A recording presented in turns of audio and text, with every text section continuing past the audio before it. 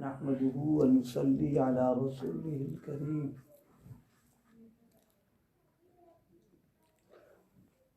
کل ظلم کے سلسلے میں عرض کیا تھا کہ ظلم صرف یہی نہیں کہ کسی کو مار دینا، قتل کر دینا، یہ تو ہے ہی ہے. ظلم کا دائرہ بہت وسیع ہے. اسی میں عبادات کا انجام نہ دینا، جیسے نماز نہ پڑھنا، روزہ نہ رکھنا، زکوٰۃ ہے اس کا نہ دینا، یہ بھی ظلم میں آتا ہے. عقیدے کے اعتبار سے بدعقیدگی میں مبتلا ہونا، اللہ تعالیٰ کو جیسے اللہ تعالیٰ کی وحدانیت کا قائل ہونا، اب اس کے ساتھ کسی کو کوئی شریک سمجھ رہا، یہ بھی ظلم کہلاتا ہے.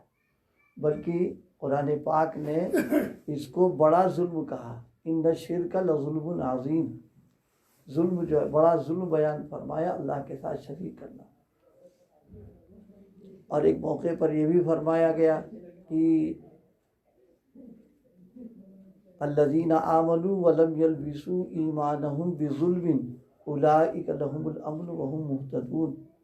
یعنی توحید، وحدانیت، اللہ تعالیٰ کے ساتھ کسی کو اگر شریک نہیں قرار دیا اور خالص توحید لے کر کے جا رہا ہے وہ، تو فرمایا کہ وہ شخص اللہ تعالیٰ کے عذاب سے محفوظ بھی رہے گا اور ہدایت بھی ملے گی اس کو. تو عقائد کے سلسلے میں جیسا عقیدہ ہونا چاہیے اس میں کم بیشی کر دینا یہ ظلم ہے اس میں.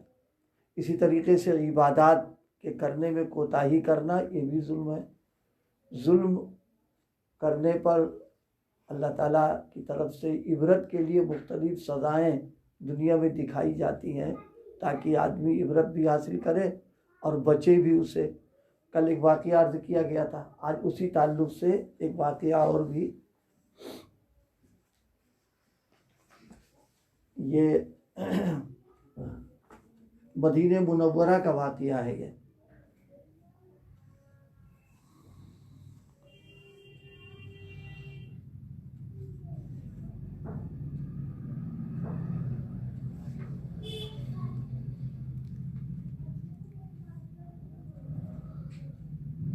ربیع الثانی سن 1420 ہجری مدینہ منورہ کا ایک عبرتناک واقعہ جو قبرستان بقیع الغرقد میں پیش آیا. وہ اس طریقے سے کہ ایک جنازہ قبرستان میں دفن کرنے کے لیے لایا گیا، جہاں پر بہت سے لوگ مدفون ہیں. جنازے کو قبر میں رکھنے کے وقت ایک سانپ ظاہر ہوا جو میت کے پورے جسم سے لپٹ گیا. مکہ مکرمہ میں شرعی عدالتوں کے سربراہ سے بذریعہ فون اس واقعے کی حقیقت معلوم کی تو شیخ نے بتایا سانپ کا آدمی کی شکل اختیار کر لینا یا میت سے لپٹ جانا اس آدمی کی تصویر ہے جو نماز نہیں پڑھتا اور مسجد کا راستہ تک نہیں جانتا ہے. ان نمازوں کا جان بوجھ کر کے چھوڑ دینا اور اتنی دوری بنائے رکھنا کہ جیسے کوئی مسجد کا راستہ جانتا ہی نہ ہو. بالکل یہاں تو جو کچھ ہے وہ ہے. اللہ تعالیٰ عبرت کے لیے قبر میں رکھتے ہی ایک سانپ کی شکل میں جسم پر لپٹ گیا. فرما رہے ہیں کہ انہوں نے مزید بتایا کہ اس طریقے کا واقعہ آج سے 10 سال پہلے اردن میں پیش آیا تھا کہ جب لوگوں نے یہ خوفناک منظر دیکھا تو کافی لوگوں میں بھگدڑ مچ گئی اور شیخ نے نبی کریم علیہ الصلاۃ والسلام کا فرمان سنایا کہ ایسا سانپ جو میت سے لپٹ جائے اس کو الشجاع الاقرع کہتے ہیں. یعنی گنجا بہرا سانپ جو ہے، اندھا، حدیث پاک میں ہے، وہ مسلط کر دیا جاتا ہے اس کے اوپر. اور اس طرح کے سانپوں کا زہر جو ہے اگر وہ ایک بار پھنکار مار دیں روئے زمین پر تو زہر کی وجہ سے سبزہ اگنا بند ہو جائے اس کا. یعنی گویا اتنا خوفناک قسم کا. اب ظاہر ہے نماز اللہ کی عبادت ہے، اب اس کو چھوڑ رہا تو ظلم کر رہا. اب اس ظلم کی سزا لوگوں کے سامنے دکھانے کے لیے سانپ کی شکل میں اللہ تعالیٰ ہم سب کی حفاظت کرے بھائی، اور نمازوں کے اہتمام کے اللہ تعالیٰ توفیق عطا فرما دے. اسی طرح ایک واقعہ اور اس میں ذکر کیا گیا ہے، یہی ہندوستانی ہی کا تھا. ایک بار سردیوں کا موسم تھا، رات گئے، یہاں جلتی ہوئی آگ دکھائی پڑی. لوگوں نے سمجھا کہ چوروں کی کوئی ٹولی ہے جو یہاں سناٹا پا کر ہاتھ پیر سینک رہی ہے. لوگ اپنے خیال سے اس ٹولی پر چاروں طرف سے یلغار کر دی اور گھیرے میں لے لیا. مگر جب قریب پہنچے تو یہاں معاملہ ہی کچھ اور تھا کہ آگ ایک ایسی قبر سے نکل رہی تھی جس میں ابھی کچھ دنوں پہلے ایک مردہ دفن کیا گیا تھا. یہ منظر دیکھ کر سب لوگ بھاگ گئے، لیکن کچھ لوگ قبر سے کچھ فاصلے پر بیٹھے اور اس قبر کے مردے کے حق میں دعائے مغفرت اور ایصال ثواب میں لگ گئے. فرماتے ہیں دیکھا کہ آگ کی لپٹ آہستہ آہستہ کم اور پھر ختم ہوئی، مگر اس قبر کی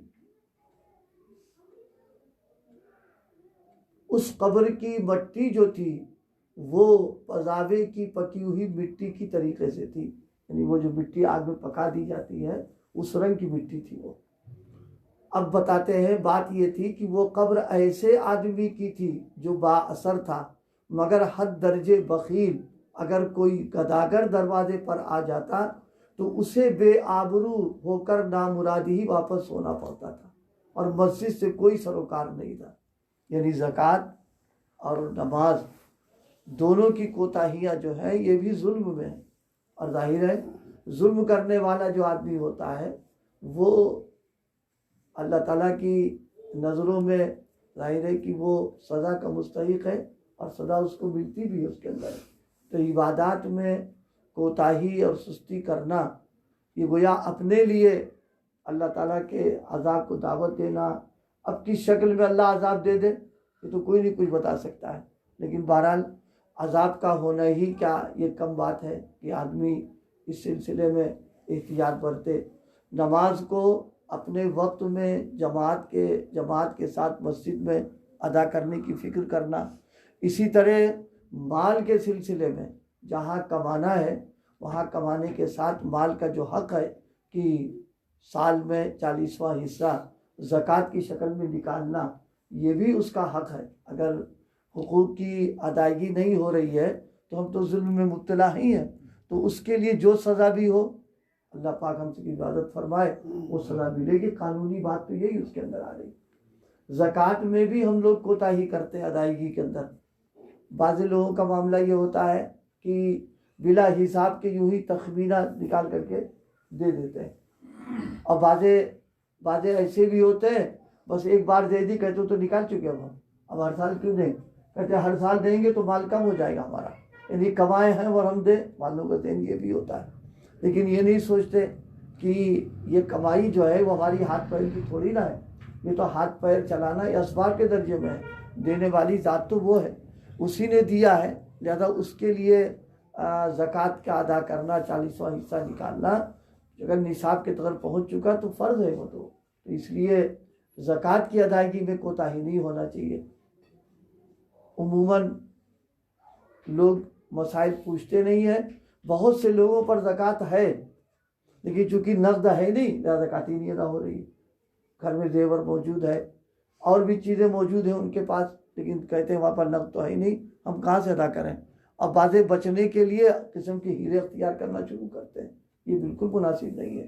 نماز ہو، زکوٰۃ ہو، یہ تو فرض ہے، اس کی ادائیگی شرعی اعتبار سے کرنے کے ہم مکلف ہیں. لہذا ہم سب لوگوں کو اہتمام کرنا چاہیے کہ عبادات کسی شکل میں ہوں، نماز میں، روزے میں، زکوٰۃ میں، حج میں، اس میں کوتاہی نہیں ہونا چاہیے. حج کا معاملہ بھی بڑا عجیب ہم لوگوں کا ہو گیا ہے. حج فرض ہے ہمارے ذمہ، اب ابھی بیٹی کا نکاح نہیں ہوا، بیٹے کا نہیں ہوا، فلاں کام نہیں ہوا، اب اسے ٹالتے چلے جا رہے ہیں. اور معلوم یہ ہوا کہ وقت آ گیا اللہ کے چلے گئے، وہ نہ وہ گھر کے کام ہو پائے اور نہ حج ہو کر کے آیا۔ تو اس لیے بھائی ان سب چیزوں میں ہم سب لوگوں کو فکر مندی کے ساتھ ان کی ادائیگی کی فکر کرنا چاہیے۔ اللہ پاک عمل کی توفیق عطا فرمائے۔ سبحان اللہ۔